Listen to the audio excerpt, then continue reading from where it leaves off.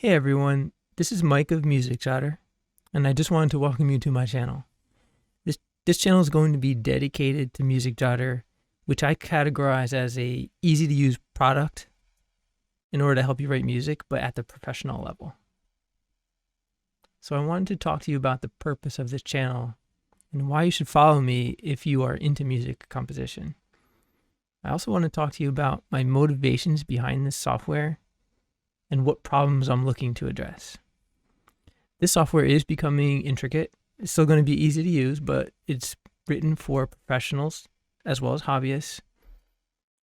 And I decided that my updates and tutorials are going to be in the form of video communication. This channel will also be home to music composition tips, notation tutorials, and music appreciation to help you discover new composers and styles. A big reason for this is because part of composing music is not just learning how to read and notate, but also how to really sit down and fully understand a symphony or a piano concerto, and just sit down and really listen and appreciate this type of music. I'll also be doing music composition reviews of selected works on young composers. So I run a young composers forum, which I'll explain in a little bit. And the goal of this is to be more than a music composition software. The goal is to create a community and a hangout, a knowledge base around the art of music composition. And I want Jotter to be the first true composer-led software so that it fits our needs as composers. And I feel like I'm finally in a position to begin this journey with you. If you like the idea of being in direct communication with me, please spread the word by hitting that thumbs up button, by subscribing. All of this will help my small little channel to gain more exposure so that we can get the word out about Jotter. So I hope you like my very first video. I'm going to try to make it a little bit interactive, but this is more of an intro. So my future videos will be more interactive. But the first thing I want to talk to you about is young composers, because I will be referring to young composers throughout this channel, and Jotter is going to live on this website. Despite its name though, Young Composers is actually the oldest music forum on the internet that's still around today, which began its roots in early 1997. It's a bold claim, but it's a really old forum, and I don't think there are too many out there right now that are still in existence from that time period. So it's a community where enthusiasts will come and chat about music, ask for technical help, and more importantly, get their music critiqued. We have a fairly active staff on Discord where we also manage competitions.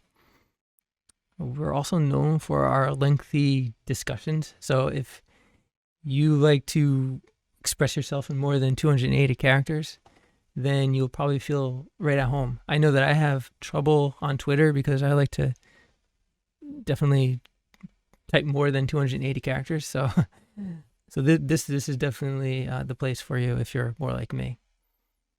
And the cool thing about Jotter is that you can embed your music score right in a Young Composers forum post. So I want to show you a commercial that I did last year that will demonstrate how this integrates directly into a forum. Start the tapes. This footage is actual footage from the cloud prototype, which was installed on the Young Composers forum. And this is a footage of Jotter integrated into Young Composers as an embedded iframe right within a post. This technology displays the power of accessibility. Now this will make critiquing works more interesting, and it'll create a more immersive experience. So the link to join Young Composers will be in the description below. I'll make sure I post that. So sign up. You're going to have to eventually sign up anyway if you want to start using Jotter. So now I want to do a quick like who I am, a quick note on my credentials. So I am an engineer, but I also have experience in business and music composition. And I feel like this is definitely a good combination to have. because we finally have a composition software that's being led by a composer. So I posted a link to my Ballad 6 in the description below, so you can get a sense of my credentials as a composer. This ballad is also fully notated, so you can follow along. I notated it in Lilypond, which is a dedicated engraver, and that took me forever to do. But you can follow along and look through some of my notation to get an idea of my credentials. And I want you to do something at this point. So in the comments below, could you write down one pain point that you experience when writing music in your software? Because next, I'm going to be going over my personal pain points so you can get an idea of where I'm coming from. So what problems does Music Jotter actually solve? Let's take a step back and actually focus in on what problems Music Jotter is trying to solve. As a composer, my biggest complaint over all the software out there is that most of the development of these programs, they don't feel like they're being led by an actual classical composer. And you want these programs to be led by classical composers because they know music notation. Like, they need to be leading an engineering team, ideally. They have to be the ones in charge. And it's just, in corporate America, this is not how an engineering team is led. Usually they're separate. They may communicate with a product manager, but it's not fluid. Like, the communication lines aren't fluid. A classical composer has to be in charge of at least leading this initiative. This is my opinion. And I feel this is why some of these programs don't feel fluid. They just don't offer a flexible feel for me to write my music. And they feel clunky and non-intuitive. So the biggest thing I look for is comfort with note entry, because that's the biggest thing that we do as composers. We put in notes into our music notation software programs, either by mouse or through MIDI keyboard. It has to be intuitive. And I think at this point, let me just show you what I mean by like fluid. So I'm going to do a quick demo. Let me see if I could do this. Okay, so I'm going to show you what I mean by fluid.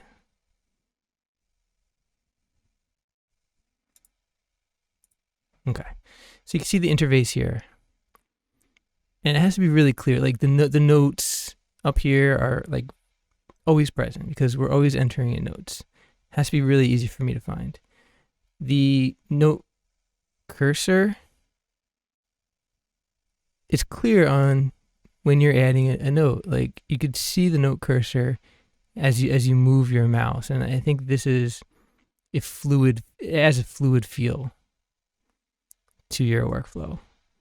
When you're adding in a rest, when you're adding in a chord, it locks in to let you know that you're entering in a chord. There's no chord entry mode. It's just all one fluid input here. And this works with a mouse. It's going to work for, this flow will also work for if you have a MIDI keyboard. You'll be able to hook up your keyboard and just, let's say, put your mouse to a specific measure and then just start playing on your MIDI keyboard. So it is very fluid for me. Another way that's fluid is just the layout. Like, I can resize measures all in real time. Like, I can move systems or resize tracks. Or also I could change, let's say, the margins wherever I want. Like, it's just really fluid. And this is a workflow that I want to see for composers, especially for me, because I've been waiting for a program like this for a long time, and I've been holding my breath. But I also look for other things, such as how easy it is to enter notes in between other notes. Is the MIDI keyboard note entry system intuitive? Do I have control over my rest placement, or is tuplet entry something that's going to be easy to do, or is it going to give me going to be too much of a hassle. And as far as like the playback system, is it designed in a way that it makes it continuously easy to test your music? For example, if I want to place my mouse over a measure and press the space bar and hear my music play back from that point, is the software going to allow me to do that? And I realize these are small things, but they're important for composers like me, because all these small things add up to a good user experience. And this is exactly why we need a composer to be in charge of the development of a product like this. Because as far as I'm concerned, none of these problems I'm stating have been addressed. And if you take a look at my Ballad 6 score, you're going to know that I love my tuplets. So I need something that's easy for me to do. Like I need a software that will help me input tuplets without a problem. I'm just not satisfied with any of the tuplet systems out there on the market. I don't like the no entry system on any of these softwares. And I just find that almost all the software out there is either too basic, or if it's more mainstream, it's just too awkward to use. So therefore, I've decided that I'm going to solve these problems because I have the resources, the knowledge, I know how this product should be built. But because I'm not backed by anyone, I'm taking the initiative to build a support group, such as this YouTube channel. I have a Facebook group. I have an email list. I have an email list of about 8,000 people who have expressed some type of interest in this product. And this is from someone who's not backed by any investors, or I'm just not backed by any financial institution, just me right now. So I'm trying to build the community support. This is a big reason why I'm marketing Music Jotter as easy to use for the hobbyist, but powerful enough for the professional. So now I want to talk a little bit about my inspiration. So what makes Music Jotter Music Jotter? What inspired me? Believe it or not, Music Jotter actually takes some of its inspiration from two very old programs. The first program is something that I got when I was 13. I think I was 13 years old. And it's called MIDIsoft Music Magic, which was developed for Windows 3.1. And my second software that inspired me was Personal Composer. These are both very old programs. They're no longer here either, so they're both defunct. So you might be wondering if I took any inspiration from any of the mainstreams that are out there. The answer to that question is going to be a hard no. So I may create a no entry ruler system, but that'll be more in line with Finale's default entry. But that's really about it. Music Jotter is literally being designed from the ground up with its own eye, basically. So its own design. So it won't feel like any program you've ever used. It'll feel like a program that's designed by a composer. So this leads me to Music Jotter's competitive edge and how it's different from the competition that's out there. Well, first of all, this software will be highly accessible to you since you can access it via the web. So I want this software to be highly accessible for, again, I said this is for the hobbyist, but also for the professional, but the hobbyist should also have access to this. Just go on the web, you'll be able to use this. I do have plans to port this as a standalone product, but that will come later. I have to try to build a support group first and a community. It's also a very tech-friendly product, and I decided that down the line, I will build a really powerful plugin system. Since you will have the access to all of your score data, there could be two potential ways for you to write plugins. The first method would be you can write a plugin in JavaScript, and then you can import that directly into your software. And the second method would be to utilize REST, which is just a way of grabbing data through HTTP. So you'll be able to utilize REST and grab all your score data in JSON format. And then you can use your own programming language of your choice to process that data. So for example, if you're comfortable with, let's say, Python, then you can use Python. You can use JavaScript as well, because JavaScript is also a pretty powerful language to manipulate data. So the second method is actually really great if you are a data scientist and let's say you dabble in machine learning. In fact, if you're familiar with the capabilities of ChatGPT, it's been the hype lately, so I'm not sure. But I'm not sure, like, if this audience is familiar with AI or machine learning, but if you are, ChatGPT is a great utility when it comes to artificial intelligence. So you can interface something like this with a ChatGPT API down the line, and it'd be pretty cool. You can do a lot of cool things with it. So now I want to talk about some other competitive advantages Music Jotter has, and some of the other things I was able to implement. It would be meterless music. I was able to implement dotted note time signatures and true meterless music for this program. So when I say true meterless music, I mean I'm not just hiding bar lines and saying, oh, it's meterless. No, this is actually, in a way, it's like a dynamic time signature. So as you compose, the time signature continuously updates, and it simulates true meterless music because it's constantly changing the time signature behind the scenes. So that's what I mean by true meterless music. So if you want to write music that's no longer bound by a time signature, Music Jotter can help you write those cadenzas basically.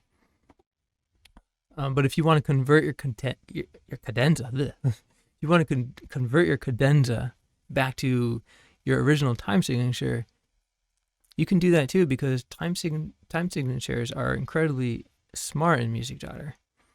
And did you know that if you update your time signature, the notes will also shift in real time and update in real time? I'm going to show you a demonstration of that now. So let's go back here. I'm going to put in a whole bunch of eighth notes. And I'm going to update the time signatures all on the spot. So hopefully this will work out.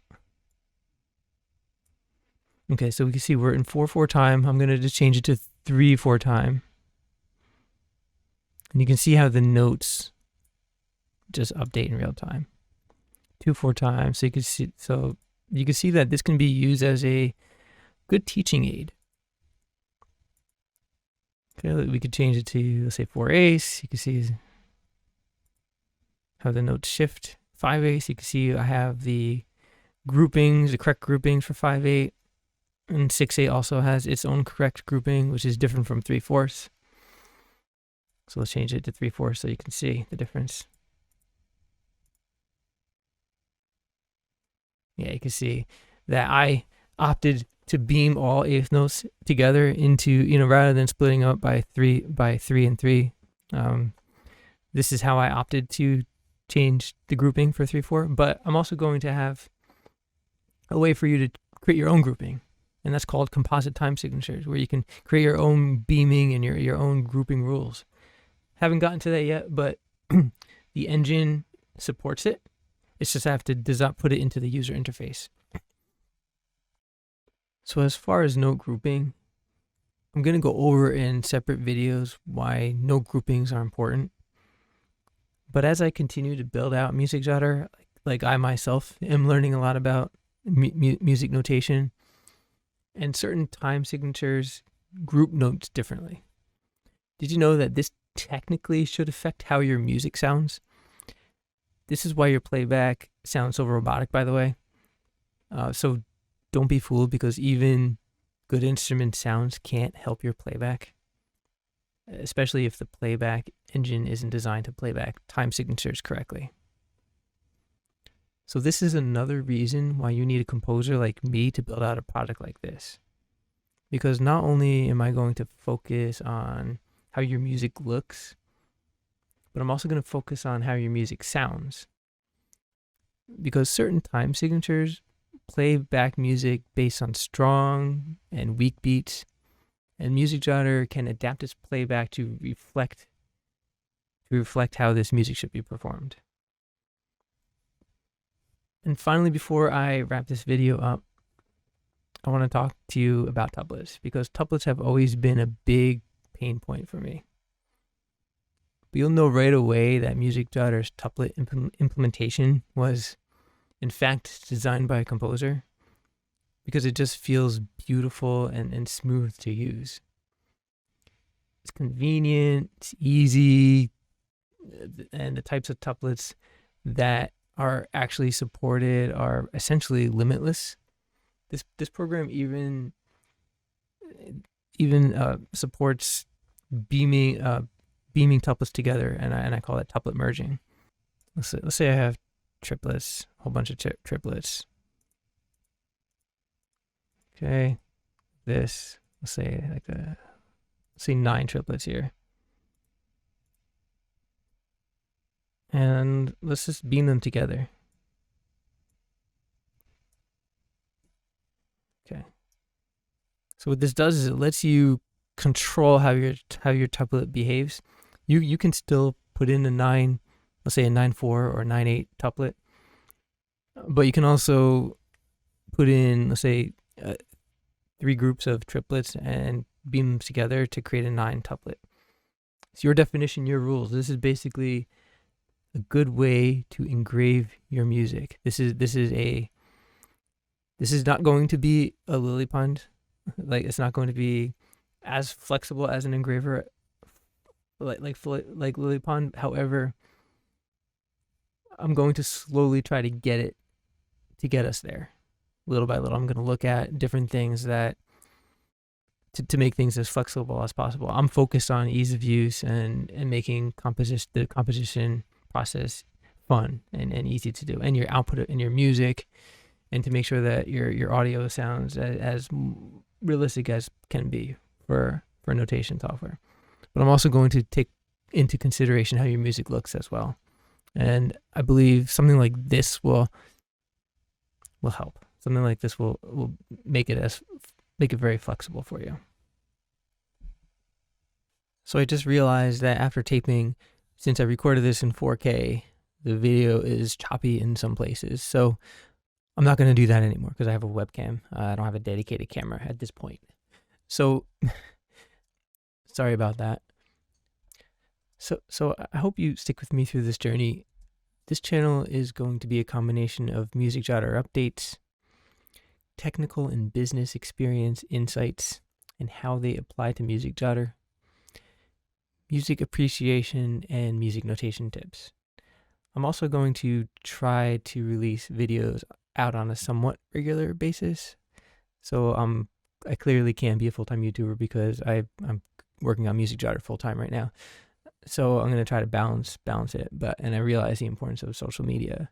So that's why I decided on doing YouTube. But I will try to get videos out at a somewhat regular schedule. Of course, depending on how well these videos are received in the music and business world. So we'll see how things go. But because Music Jotter is becoming quite an intricate product, I decided that the video format will be the best way for me to communicate with you about progress. So I'll see you in the next video.